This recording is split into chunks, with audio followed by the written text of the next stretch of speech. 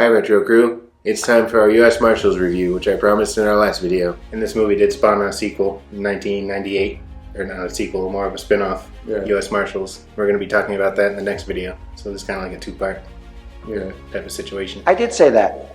I'm Matt. I'm Brian, and we're the Retro Sons.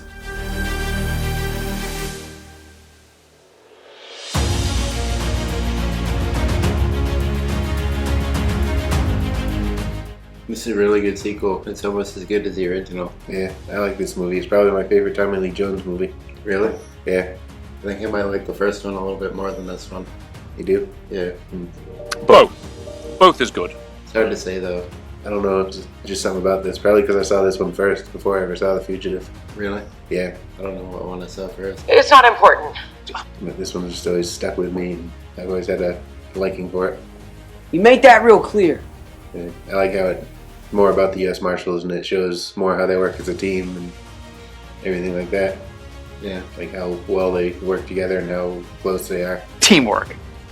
How much Sam actually cares for the team. It's the same team from The Fugitive. Yeah. Even the cop that's not on our team was in there. Yeah. I didn't ever notice that before last night. I made the discovery. I made the discovery. I don't know why they decided to give that team their own movie, but I'm glad they did. Yeah, me too. For sure. And the addition of Robert Downey Jr. as DDS. Or Downey Jr., Robert Downey Jr., even worse, man, yo. He didn't work well with him, and you could tell Sam didn't really like him. Yeah, he didn't like him at all. No, he was kind of a punk. Crazy punk. Yeah, and Wesley Snipes was the fugitive in this one. He was an ex-spy who was trying to lay low. Right. And then in the beginning, he was working as a tow truck driver and he got in an accident. Yeah. That's what caused the whole issue. He's being framed for selling secrets to the Chinese. Falsely accused. And once again, he managed to get out because of some crash on the transport that he was on. Well, actually, someone tried to assassinate him on the flight, and that blew out the window and caused the plane to crash. Yeah, and Gerard was on that plane. Or Tommy Lee Jones' character. Yeah. Yeah, the reason I think I like the first one is this one copies a lot from the first one. Yeah, it does. It's just kind of like a rehashing, but they do it better and different, but I think the first one is my favorite out of the two. More original. Yeah. What is it? Well, it's original. And it's got Harrison Ford. That's true. That's always a plus. Yeah. Well, it was back then. I don't know if it is now. No. But like I said, this one's more focused on the team and how they go about getting the job done. Yeah. And all that kind of stuff. And sometimes some of the hoops they have to jump through, like the bureaucratic things. Red tape or whatever. Yeah. But the law has miles of red tape. And just how dedicated he is and how much he cares for his team. Like when they lose Newman. Spoiler alert. He kind of takes it personal and he kind of goes out for revenge. Yeah, he does. Yeah. And it's Cosmo, of all people, who tries to talk sense into him. Cosmo seems like the most comic. Yeah, the most comic relief for the team. Yeah. Cosmo! Why would he buy him that tracksuit? I don't Why know. would he ever think he'd wear that or want to wear that? I don't know. He ended up having to, but... Right. My biggest gripe with this is like nobody grips their gun right. Oh my God, who the hell cares? You see him teacupping, and you see him like holding way too low or holding like this behind the slide. Yeah. I know that's not like a real issue. A lot of people probably don't focus on that kind of thing. But Yeah, but I do. I noticed that in the first one too. Yeah. You mentioned it. No, it's obvious. It's obvious. I mean, nowadays people take more care into like training with firearms and stuff like that, so they look like they actually. Yeah, for the most part. They don't in everything though. No, but even Brooklyn Nine-Nine kind of trained like the NYPD training, so they. Held the guns right. Yeah. I mean, Peralta kind of held his up weird, but you'd think an officer of the law would know not to like put his gun through a curtain first, and then like with their fingers on the trigger, and they always pull them out and cock, like they don't have them ready to go with their trigger in the finger or their finger on the trigger. Yeah, and in the trigger guard, whatever. That's not right. When they gave him his new gun after the plane crash, he cocked it, but then like the next time he pulled it out to use it, he probably cocked it again. Probably. And he always like did it very slowly, like.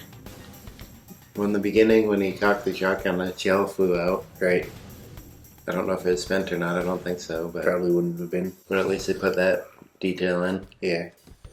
Then in the one, I think this one did better than the first movie. They actually said at the end that Sheridan was exonerated of all charges against him. Wait, that's what you're focused on? Yeah, they probably saw that from the first one. They're like, yeah, we never said if he got away or not. Yeah. You probably don't think of things like that, but I do like that they actually made a point to show that in this one. Yeah. Yeah, definitely. This one is good. Yeah. It's very, very close to as good as the first one, I think. Yeah. Yeah, I don't think we even have to judge it. And usually sequels aren't that good. No. For some reason, I think I just like it a bit better. I don't know. Just like me, I like the first one a bit better. I think it's just because it's more focused on them. Like, I know it's focused on Sheridan and him trying to clear his name and all that stuff, just like in The Fugitive, but... Yeah, it's not as much. Yeah. He's kind of like relegated to the side character. It shows them when they're like looking at all the evidence, watching the footage from the UN security video. And that's kind of like the first one too. They show you more and more as they learn more. Right. Or that we're learning it as they are. Mm-hmm. In the first one we were learning when Kimball was, or Harrison Ford. In this one we're learning as they are. Yeah. It was a big twist at the end to find out who it really was. Yeah. But then I was thinking afterwards, like, they kill him, so who's gonna like testify and back up the story? Because it would just be Gerard's word. Yeah. I think this is what happened. Yeah, I don't know. That's the kind of thing with these movies. I guess I just have to find a gripe with all of them. Like the first one, they didn't say if Kimball was free to go or anything, and then in this one they killed the... Well, Sheridan found the proof anyway, so he had the proof. Yeah. He's right. And maybe Gerard's getting high enough standing that his word is good enough, like why he'd shoot that guy. Well, I mean, it was self-defense. He was trying to shoot him. I know. That's true. A lot of times he does shoot at people. Well, he shot at Kimball in the first one. It wasn't really self-defense. Yeah. Like in the sewer, the tube there, he was going to shoot him for not following his orders, and he was unarmed. I don't know if they'd actually do that, maybe, but then when he's trying to escape and the bulletproof doors closed, he shot at him a ton. Yeah. When he's just, I mean... Well, I don't know what the rules are. Fugitives are running and they're dangerous. They're thought to be dangerous. I don't know either. I guess we'll have to look into it. Yeah. They never did. My guess would be stop him at any means necessary. So he might have been justified in that. Yeah. But again, I don't know. Me neither. I'm sure Gerard does. Yeah, I'm sure he does. Or whoever wrote the movies. Yeah, well, they write stupid things in the movies though, so maybe not. Not always. In those ones, it seemed like they took a little bit of care. Well, it seemed like Gerard was kind of a not follow the book exactly kind of guy either. Right. That's Get the job done no matter what you have to do. By any means necessary. This one was 2 hours and 11 minutes, so it's 1 minute longer than The Fugitive. But again, it didn't seem like it was that long when you were watching it. And we've seen this one a ton too. We've seen it a lot of times. This one we can quote as we're going along. We know every part that's going to happen, pretty much. Yeah. For the most part, yeah.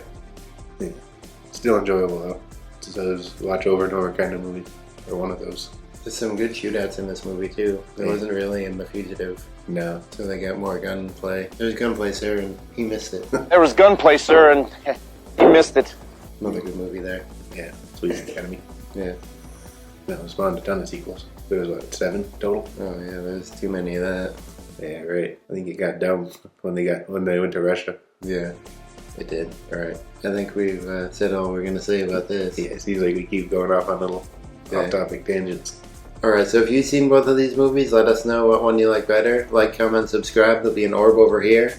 Watch one of these 2 videos, and we'll see you in the future. To talk more about the past.